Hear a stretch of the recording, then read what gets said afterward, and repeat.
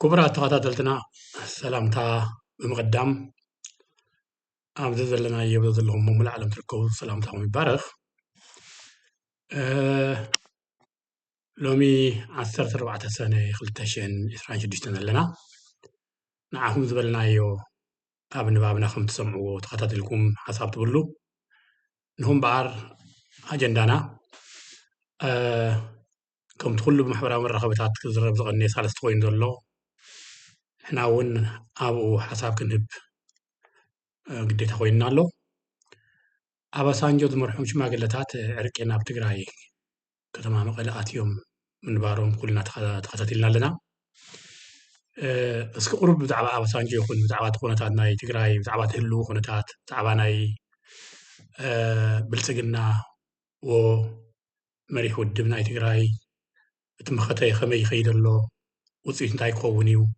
ذبل بعقمنا ذبلنا يو كنت فتشنا يو بملك نوتينا ندام تقومنا نسقومنا بكتالكم بوتيكون شير سبسكرايب لايك أنا ترى خبرات خاطرتنا هذا محبرة مرة خبي كم عماوي لي تغلب أبو سانجو مستا بلسقنا عيفلت أكن كبلاد صنحي ودب هو حاتن نساد قومتو خللاو منجستنكم أون أبقوا مكل خال حيلتات تقراين بحافشو مستقراي كذات لوخ بلسقنا خوينو مسيو ኣብዚ ዘርእየና ሓደ ሓቂ ኣሎ ዘይዝክር ሓደ ሓቂ እንተሎ ኣብ ቅድሚ ዓለማዊ ኣህጉራዊ ዞናውን ሃገራውን ሃገረ ኢትዮጵያን ዝካየድ ዘሎ መልእኽቲ ብልፅግና ብምዃኑ ገዛእ ሰልፊ ብልፅግና ኣብ ፖለቲካውን ዲፕሎማስያውን ክሳብ ክንደይ ተዋዲዱ ምህላው ወይ ወሪዱ ምህላው እዩ ዘርእየካ እቲ ካልእ እንታይ እዩ ኣይፈልጠክን ክብላ ዝፀንሐ ውድብ ኣብ ሓራ መሬት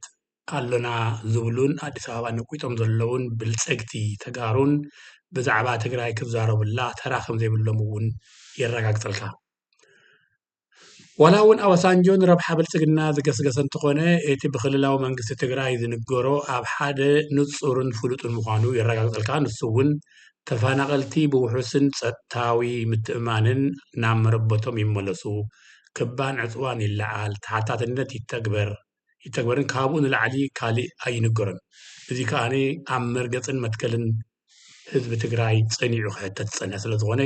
ካብኡ ንላዕሊ ፍትሒ ከም ዘየለ የርእየካ እዚኣ ብጣዕሳ ብልፅግና ይኹን ብግዝያዊ ምምሕዳር ትግራይ ነባራት ኣይተዘርበላን ጥራይ ዘይኮነስ ኣይተሓስበላን እውን ፀኒሑ ስለዚ መንግስቲ ክልላዊ ትግራይ ከም መንግስቲ ህወሓት ከም መሪሒ ውድብ ሰራዊት ትግራይ ከም ምክልኻል ኣብዚ መድረክ እዚ ዕዉታት ኮይኖም ወፂኦም እንትበልና መድረክ ዘረጋግፀሎ ዝኾነ ምግናን ኣይኮነን ግን እተሓላለኸን ቁፅቁፃራት ተንኮላትን ፀላእቲ ክቕፅል ምዃኑ ርዱእ ንግበሮ ኣበሳንጆ ኣብ ምፅናት ህዝቢ ትግራይን ራስያታት ማሕበራዊ ንብረቱን ልዑል እጃም ነይሩውን ገና እውን ሕጂ እውን ስለዘይተጣሰሉ ኣለውን ስለዝኾነ እዩ ከዓ ኣብ መደባት ፅንተት ህዝቢ ትግራይ ላዕለዋይ እሙን ኣመኻርን ኣብዪ ኣሕመድን ምዃኑ ብምርጋፅ ክነጥፍ ፀኒሑን ዘሎን ሎሚ እውን ብጣዕሳ ይኹን ሕልናዊ ሕድገት ካብ ምሕጋዝ ኣብዪ ኣሕመድ ነፃ ከም ዘይኸውን ክእመን ይግባእ ሕጂ ኣሸናጋሊ መንግስቲ ኢትዮጵያን ክልላዊ መንግስቲ ትግራይን ክኸውን ላዕለዋይ ልኡኽ ኮይኑ መቐለ ምእታውን ኣተሓሳሰበ ኮይኑ ኣሎ ናብ ብዙሕ ትርጉማት እዩ ዝወሃቦ እስኪ ከምኡ ከሎ ንሰላም ሽማግለ ክሽንግል ምምፃእ ኣይፅላእን እቲ ሽማግለ ዝኸውን ዘሎ ግን ንባዕሉ ምስ ሕልንኡ ተሸናጊሉ ድዩ ዝብል መሰረታዊ ሕቶ ክለዓል ግድን ስለ ዝኾነ ነዚ ኣብ ግምት እተው ክኸውን ይግብኦ ብመሰረቱ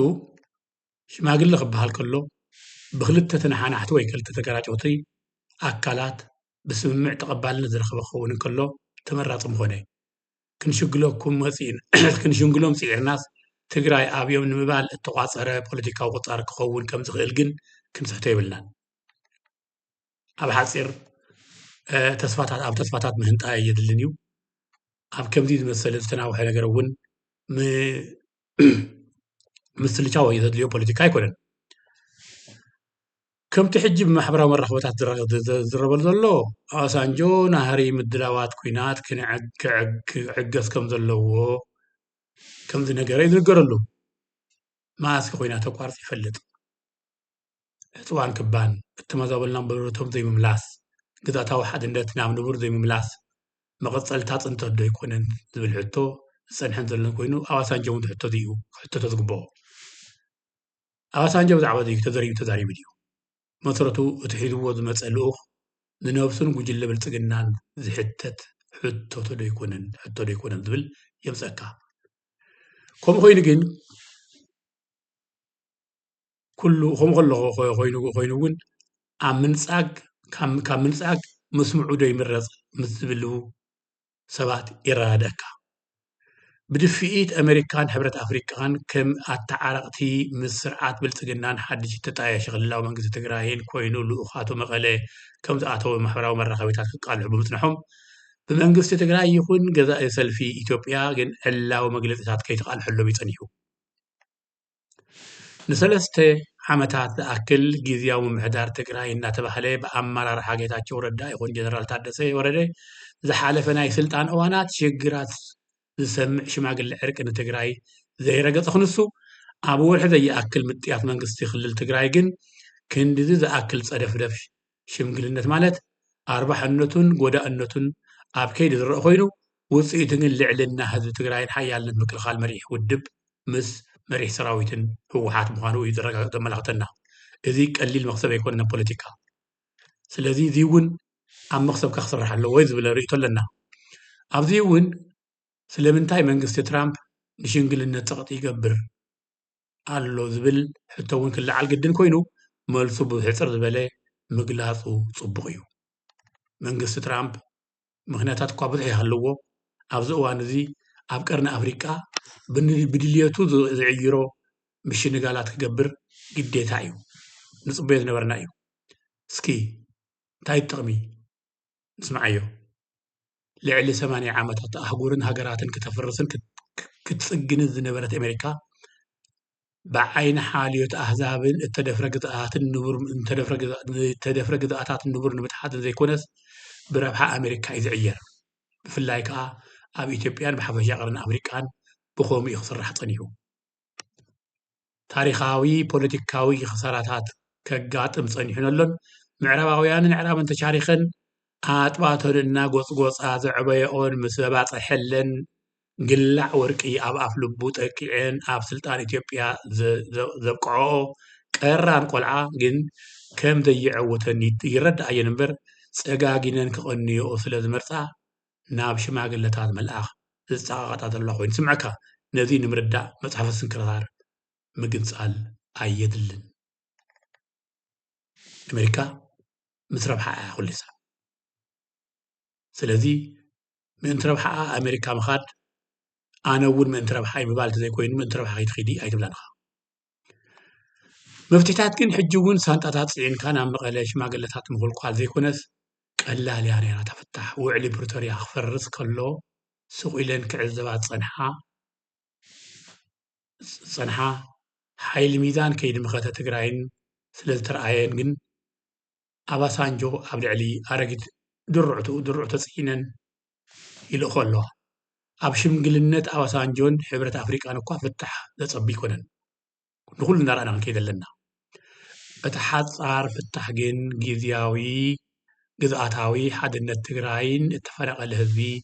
ናብ መረበቱ መሊስካ ሕጋዊ ተሓታትነት ንምትግባርን ግድን ኣይኮነን ሳንጣ ደሪዕኻ ኣባሳንጆ ምልኣኽ እታ ፍታሕ ብቴሌፎን ምእዛዝ እያ ቀላል ነይራ ብቴሌፎን ክእዘዝ ይኽእሉ እዮም መራሕቲ መንግስቲ ቀርኒ ኣፍሪቃ ብውዕሊ ፕሪቶርያ ተገዛእ እንተዝብልዎ ነይሮም ምዕራባውያን ንፅባሕ ይትሙ ተግበሮ ግን ኣብ ረብሓታቶም ከም ዘይውዕል ክርእዩ ስለ ዝፀንሑ ክገብርዎ ይከኣሉን እቲ ካልእ ፀደፍደፍ ሽምግልና ኣጋጢሙ ዘሎ ዓብዪ ብድሆ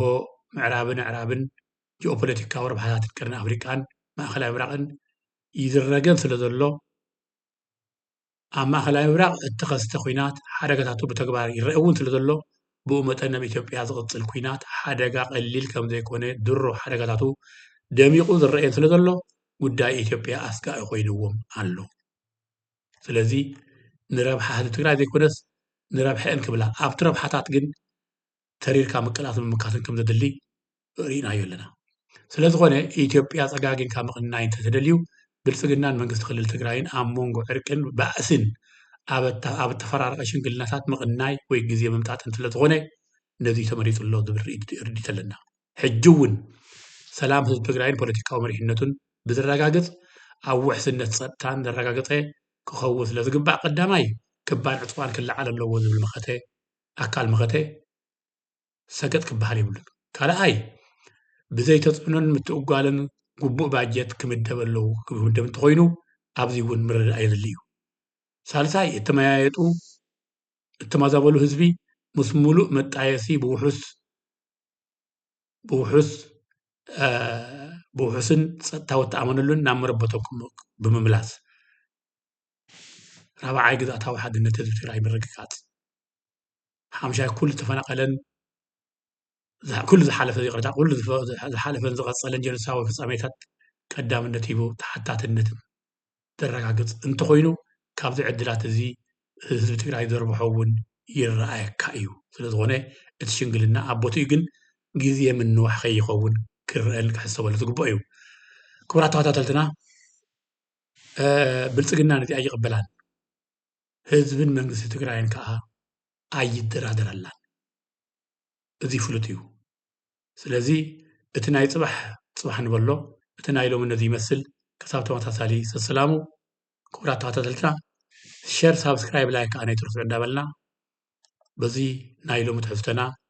ርኢቶ እንተለኩም ሓሳብ እንተለኩም ኩሉ ዋላ ወቐሳ እንተለኩም ምዝረም እንተልይኩም ሓሳብኩም ተንብሩ መድረኽና ክፉት ኮይኑ ሰላሙ ክሳብ ዝቕፅል እዚ መልእኽቲ እዚ ካብ ወዲ ባሻ ጀርመን እዩ